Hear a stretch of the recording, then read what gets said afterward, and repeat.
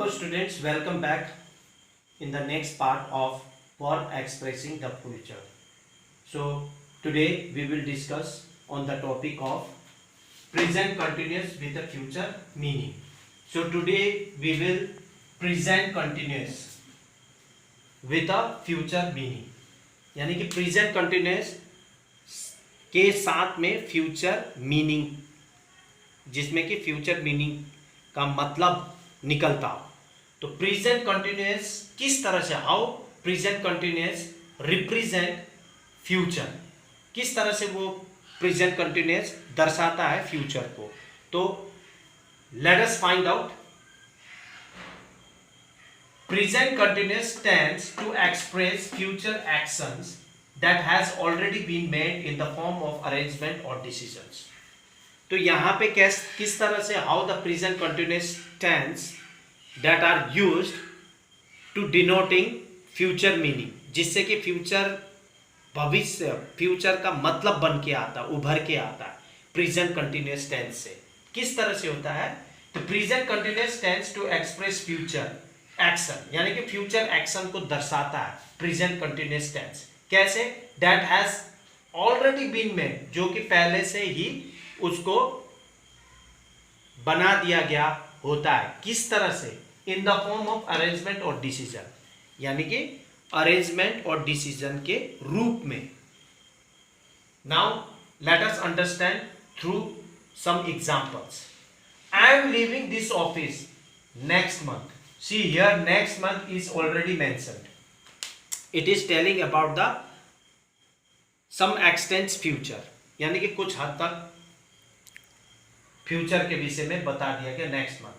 लेकिन यहाँ पे I am living is a present continuous tense, because I am living V1 plus ing is there. Okay, and here auxiliary verb am plus there is subject I. Subject auxiliary verb, that means you can say that helping verb plus V1 ing, which is main verb. So it is telling about the present continuous tense. How it's present continuous tense with a future meaning, किस तरह से ये future meaning के साथ में है. This office, see I am living this office next month, यानी कि मैं अगले महीने ऑफिस छोड़ रहा हूं. अगले महीने मैं ऑफिस छोड़ रहा हूं, बिकॉज इधर पे डिसीजन क्या किया? Already there is arrangement. ये अरेंजमेंट है, यानी कि पूरी तरह से उसने अरेंजमेंट कर चुका है कि he made up his mind या her mind that definitely he is going to leave the office, यानी कि निश्चय रूप से वो ऑफिस को छोड़ रहा है. तो that's why it is one sort of arrangement that are already have been made, जो कि पहले से ही बना चुका है. तो that's why it is present continuous tense is telling about future meaning. Now here और I am going to leave this office next month, या ये भी लिख सकते हैं. Either you can write this one also. It is also denoting about the future meanings. कैसे? I am going to leave this office next morning. I am going to leave, see I am going to leave. अब going to is denoting about the future meaning. I am going to leave this office next month. Here next month is denoting, यानी कि अगले महीने मैं office छोड़ रहा हूँ.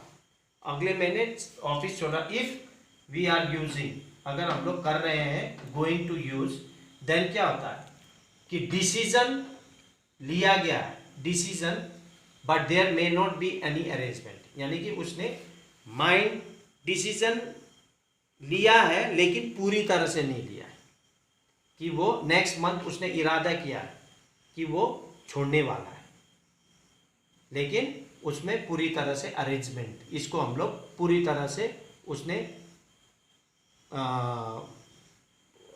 अपना इरादा नहीं किया कि वो definitely he is going to leave the office, इस प्रकार से उसने इरादा नहीं किया। यहाँ समथिंग लिटिल डिफरेंट, कि उसने ये तो डिसीजन लिया है कि वो ऑफिस नेक्स्ट मंथ को छोड़ेगा, but there may not be any arrangement. लेकिन इसमें ये सेंटेंस में पता चला है कि उसमें अरेंजमेंट नहीं है, यानी कि वो definitely he is going to leave the office or not.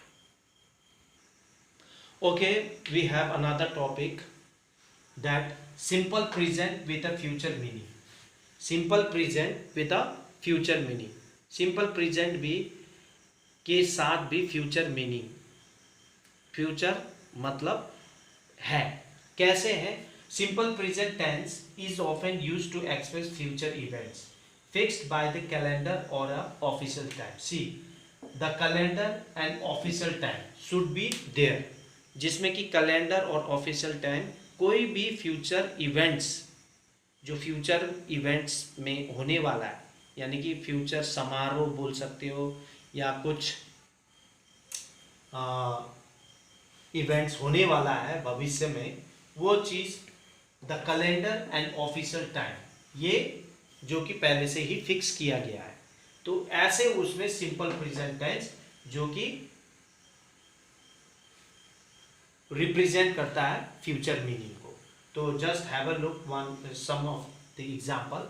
The train leaves tomorrow morning at 7 AM, जो हमेशा जो चीज़ होते रहता है, जो कि ऑफिशियल टाइम है, ये official time, these are the official time, morning at 7 AM, जो कि ऑफिशियल टाइम है, जो कि हमेशा वो होता रहता है। तो that's Y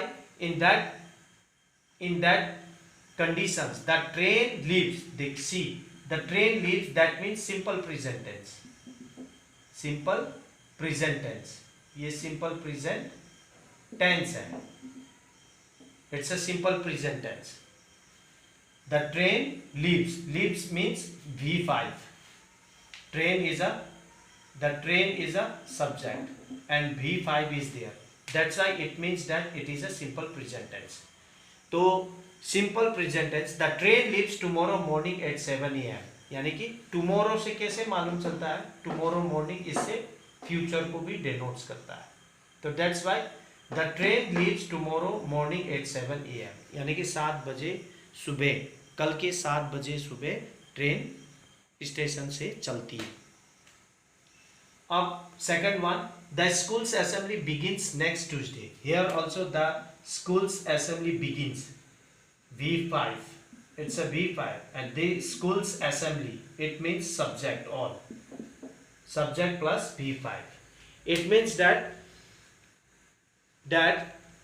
subject plus V5 it represent, ये दर्शा रहा है सिंपल प्रेजेंट टेंस को, simple present tense, simple present tense, that's why here next Tuesday it is telling about something for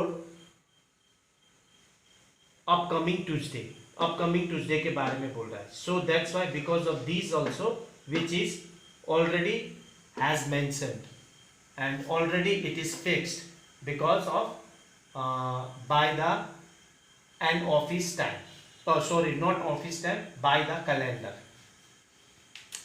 or maybe a calendar of schools which has been decided by the school authority.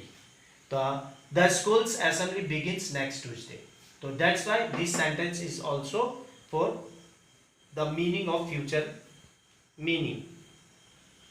Now, or you can write either this also sentence. Why it is so? Because calendar and official stand, which is expressed for future events that are already fixed, यानी कि fix किया गया है, जिसमें कि किसी का control नहीं है, इसमें किसी का कंट्रोल नहीं है। That means in a last video I have already discussed about that, अगर किसी में, अगर किसी चीज़ में कंट्रोल नहीं है तो ऐसे वाले कंट्रोल कंडीशन में हम लोग विल का यूज करते हैं। Since the speaker has no control over this events, that's why we can use will also in place of simple present tense. So Have a look here. The train will leave tomorrow morning at 7 a.m. Same statements, but I have written that in place of V5, in place of V5 will with V1. This one is V1 and I used auxiliary, that means modal verb. Modal, it's a modal verb, will verb, auxiliary verb which I used.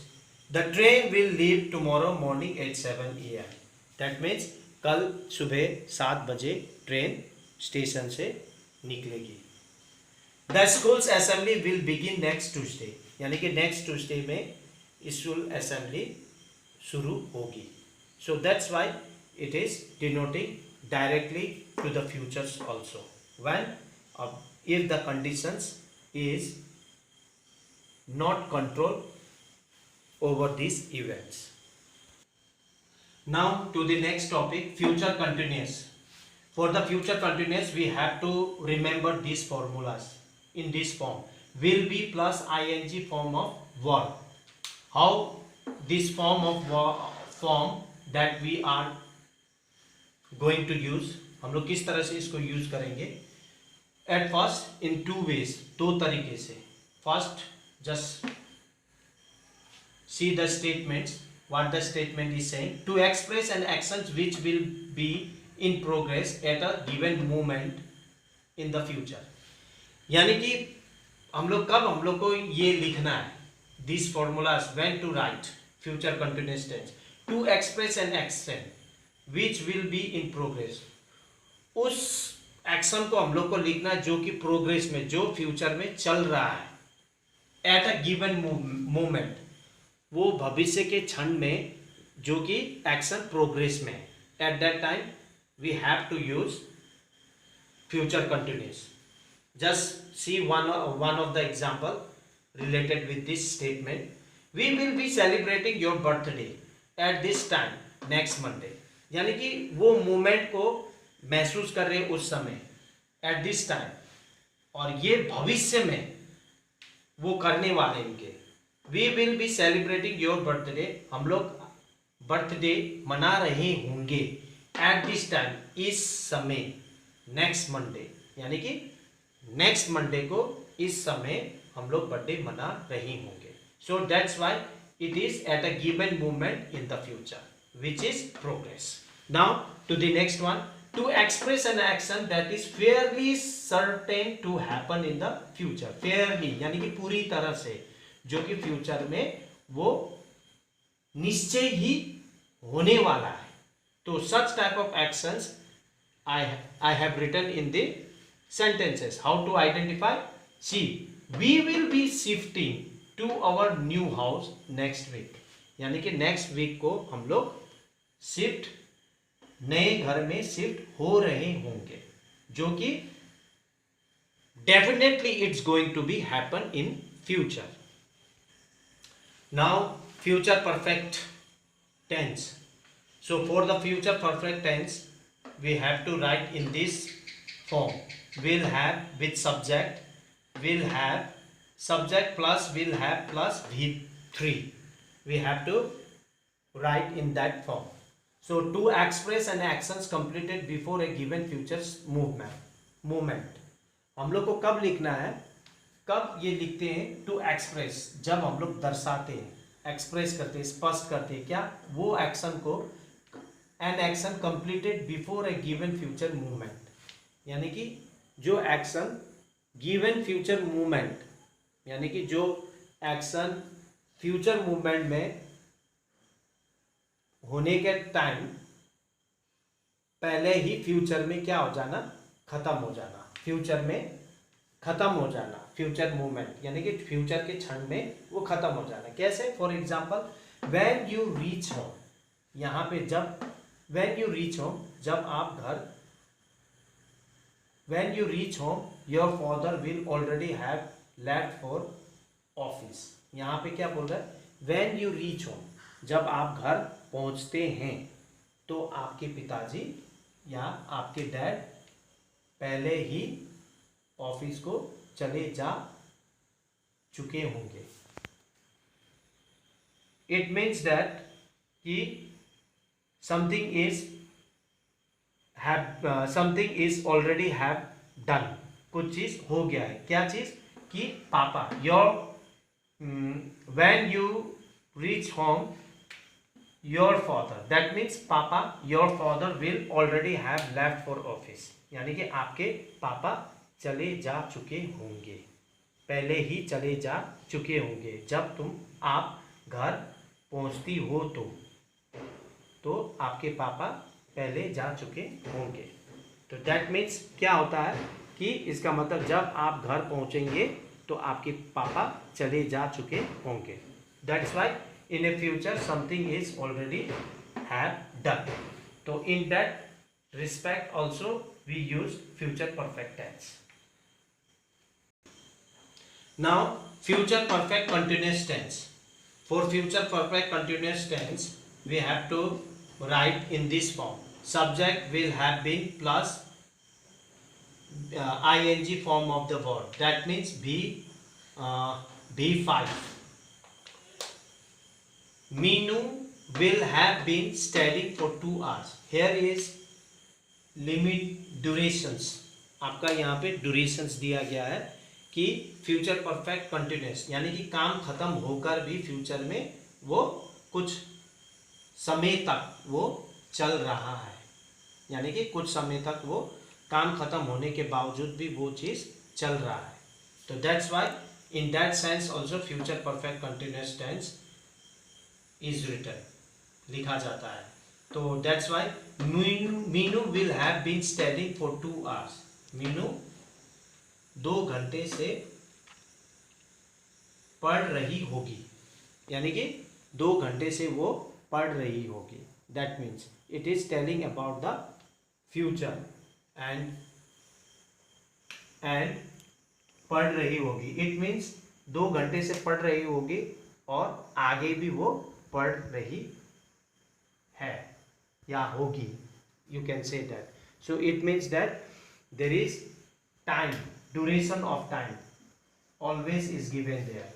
तो timing उसमें बताया रहेगा, और ऐसे future में जो चीज़ काम खत्म होकर भी वो चलते रहता है, तो उसको हम लोग क्या करेंगे, विल हैव बीन करके डालेंगे।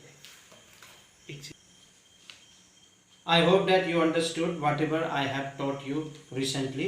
Now you have a homework, page number 34, exercise 4, and page number 35, exercise 5, exercise 6, and exercise 7.